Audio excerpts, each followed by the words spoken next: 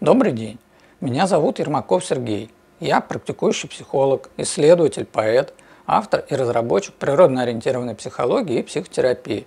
Кстати, ссылка на видео о том, что такое природно-ориентированная психология и психотерапия, есть в описании.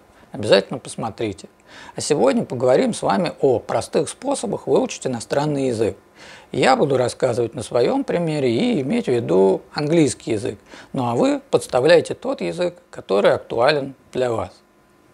А начать хочу с того, что для меня все-таки есть огромная разница между выучить язык и освоить язык. И мы будем говорить именно про освоение языка. В чем разница? Она в том, что выучить язык предполагает какое-то конечное действие, вроде как выучить даты исторических событий. Получается, выучил и дальше пошел. По сути, это означает обретение энциклопедических знаний, тогда как освоить язык – это творческий процесс, в нем нет конечной точки, потому что язык живой, и живет он только тогда, когда им пользуются. Цели использования языка две большие – получение информации и передача информации. Поэтому первое и самое важное, что вам нужно себя спросить, а есть ли у вас в принципе подобные цели? И если таких целей, личных или профессиональных, нет, и вы не собираетесь передавать и получать информацию на иностранном языке системно, не тратьте свои ресурсы, вы все равно ничего не получите в итоге, кроме, собственно говоря, расходования этих самых ресурсов. Если с этим разобрались, двигаемся дальше. К слову, все мои рекомендации просты и известны. Никаких секретов не открою, но считаю, что не будет лишним напомнить даже об очевидном еще раз. Не в порядке значимости, а просто в случайном порядке. Первая моя рекомендация – проговаривание действий вслух. Как это работает? Очень просто. Скажем, вы только что проснулись, и тут же начинаете проговаривать вслух каждое свое действие на иностранном языке. Это поможет, во-первых, выучить огромное количество слов, особенно по бытовой ежедневной тематике. Во-вторых, поможет вам привыкнуть к звуку вашего голоса на иностранном языке, ведь очень часто люди стесняются говорить, потому что считают, что их голос будет звучать как-то глупо или неуместно. Уделяйте этому хотя бы 10 минут в день, и вы увидите свой прогресс. Отсюда же следует вторая рекомендация. Воспринимайте освоение языка как игру и приключение, как какой-то интерес, а не как работу или наказание. Проще говоря, не переживайте из-за не самой безупречной грамотности и произношения. Вот, например, английский язык является международным языком политики, бизнеса, экономики, науки. На нем говорят фактически все вот в этом глобальном пространстве, и качество языка говорящих зачастую оставляет желать лучшего. Но при этом все друг друга понимают, целей своих достигают, и никто не переживает. Не переживайте и вы. Следующая рекомендация. Слушайте иностранноязычных блогеров. Наверняка у каждого есть какая-то тема, которой вы интересуетесь. Найдите такого блогера, который на эту тему делает материал, и слушайте его. И здесь же рекомендация: смотрите новости на иностранном языке. Оба варианта помогут, во-первых, понять, как пользуются языком его носители, во-вторых, расширить словарный запас. А вот фильмы и сериалы в оригинале я смотреть не рекомендую, потому что актеры во время съемок не говорят четко в микрофон, поэтому разобрать их речь зачастую бывает проблематично, особенно на этапе привыкания к языку. В этом смысле с блогерами или дикторами новостей куда проще. 15 минут в день такой практики более чем достаточно. Двигаемся дальше.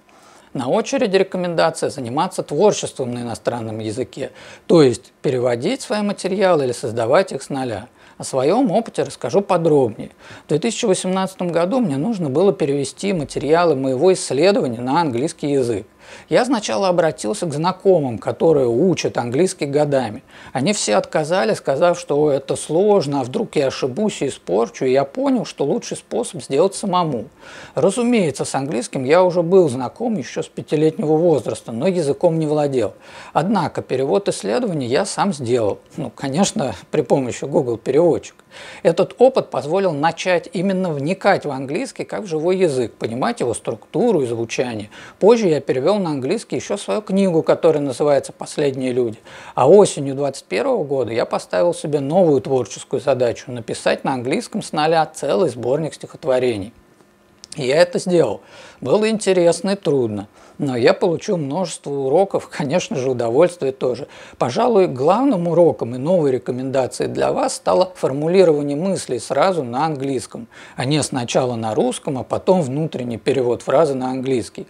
Поскольку структура языков разная, то звучащее хорошо по-русски чаще всего на английском звучит коряво, а для поэзии это критичный момент. Плюс двойная работа увеличивает затраченное время. Кстати, ссылки на англоязычные версии моего исследования, книги, поэтического сборника будут в описании к видео, и посмотрите, что у меня получилось. И здесь несколько слов об идеальности результатов. Идеально ли получилось у меня? Да, конечно же, нет, и я вообще этого не скрываю. Да, в моих переводах наверняка есть лингвистические и стилистические ошибки, даже не сомневаюсь. Как и в стихотворениях тоже. Но это не проблема для меня. Я делал, что мог, и у меня вполне хорошо получилось. Я этого не стесняюсь. Поскольку я живу в России, у меня нет постоянной языковой практики, особенно устной, то мой английский не может быть идеальным. Но я продолжаю осваивать язык в рамках тех прикладных задач, которые передо мной стоят. И свой прогресс я ощущаю. Отдельно пару слов про онлайн-школы и прочих репетиторов. Конечно, дело вкуса и свободы выбора, но я не рекомендую тратить на эти форматы ресурсы, время и деньги. В итоге занятия будут все равно сводиться ровно к тем рекомендациям, которые мы обсудили выше. Если вы не начинаете прям с полного нуля, с уровня изучения алфавита, то вы все можете делать самостоятельно. Репетиторы и онлайн-школы не нужны. Нужен интерес и желание. И еще один момент, который обязательно нужно обсудить. Это не рекомендация даже, а просто факт, о котором большинство людей забывает. Вспомните, как вы осваивали родной язык. Разве вы сначала учили грамматику, орфографию и прочие правила структуры языка и только потом начали говорить? Да, конечно же, нет. Все мы сначала начинаем говорить на родном языке, только потом, спустя годы в школе, уж вплоть до 8 класса изучаем его правила и специфику. Я как автор вообще делаю это всю жизнь. Но почему-то в случае с иностранным языком люди пробуют реализовать обратную схему, бесконечно запихивая в себя теорию, как будто говорить на языке не является целью.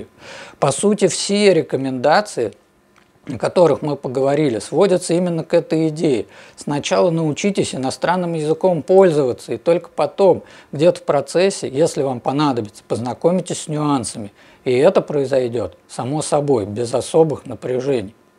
Что ж, благодарю всех, кто досмотрел меня до конца. Подводя итог, скажу, помните, что язык – это живая структура. Если у вас нет прикладных целей его использования, то тратить усилия не стоит. Иностранный язык нужно не учить, а осваивать, то есть пользоваться им. Как именно помочь себе в освоении языка, мы только что обсудили на примере ряда простых рекомендаций. Ну и еще под этим видео вы найдете несколько полезных ссылок обо мне. Переходите, посмотрите, надеюсь, вам понравится. А я желаю вам всего наилучшего и говорю до встречи!